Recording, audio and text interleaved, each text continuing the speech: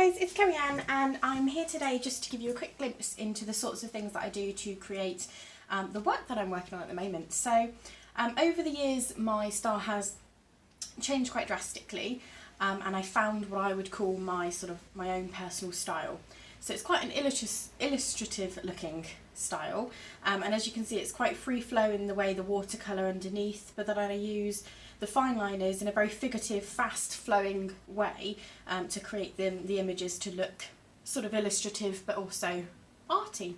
So this is the sort of thing that I do. I do my base layers, let them dry, then I go over and work quite quickly with different sizes of fine liners. So obviously these are two that I've completely finished, and under here are two that I have done the base colour of watercolour, and obviously when you look at them like this, they could, they could be left as they are. They could be quite a sort of impressionist or abstract looking work, but what I'm going to do is start laying on some of the fine liner to create the sort of look that I want them to look like. So when I'm working in the fine liners, this is a Unipin fine liner. They are water and fade proof, they're a pigment ink, and this size is a 2. I do have a whole selection of different fine liners that I use. I am mainly using Unipin at the moment, but I have worked with Micron and various other fine liners.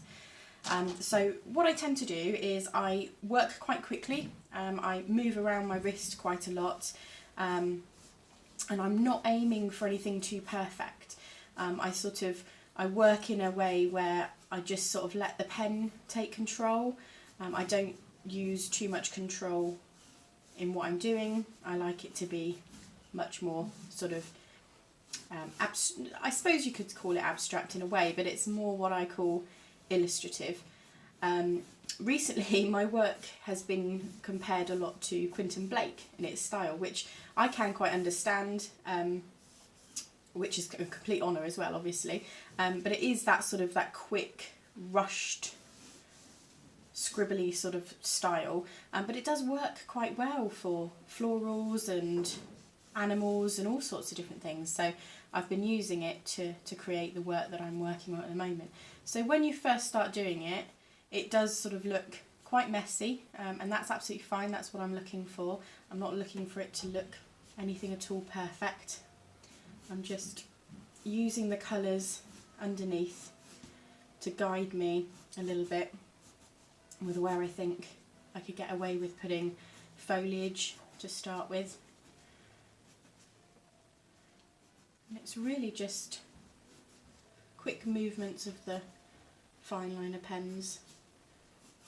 And as you can see, some of them I don't do exactly over the top of where the colour is.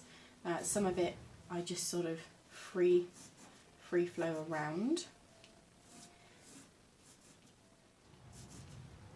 I don't know if you can hear all these noises, but it's very, very windy and rainy here in Seaton at the moment, and I am in the shop as well, so if I suddenly pause, that's because someone has come into the shop behind me.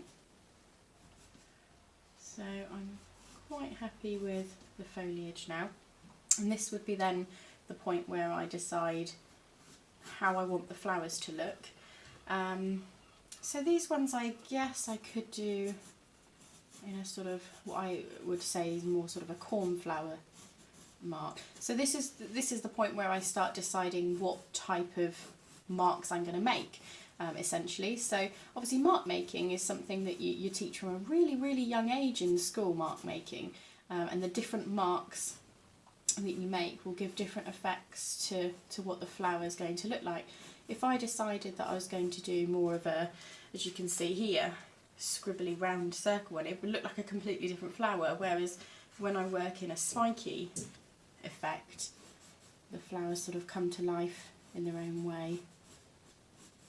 So I'm liking the spiky look on this one. And again, I'm not wanting it to flow too perfectly with the angle of the paint, because it just wouldn't work. It needs to be rough, it needs to be loose to have that effect that I'm trying to achieve. So this is a really fun and creative way to work in. and I definitely recommend it to anyone who likes to work in watercolour and inks and pens. It looks nice in artwork. I have a lot of cards printed up in my different designs, and they sell really well in store, so it's definitely saleable in terms of artwork and card styles, but also obviously this sort of thing is quite popular in illustration, in magazine printing and things like that as well. People like to have these sorts of images in gardening magazines as well as photography.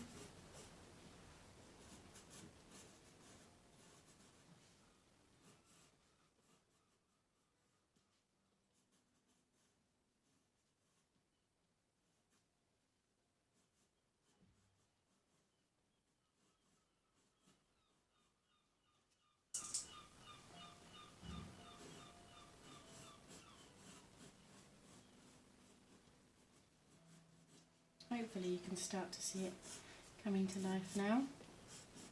Now with this one I've actually kept to the same size fine liner, but often I do change up the fine liners. Now what you'll see there is my fine liner is started to stop working, so I've just got some scrap next to me just to get the ink flowing through again. That can sometimes happen depending on the surface that you're working on the top of. If there's sort of some of the binder of the paint on the surface, or if you've put any varnish or glitters down, it can sometimes happen. It just stops the flow of the pen working.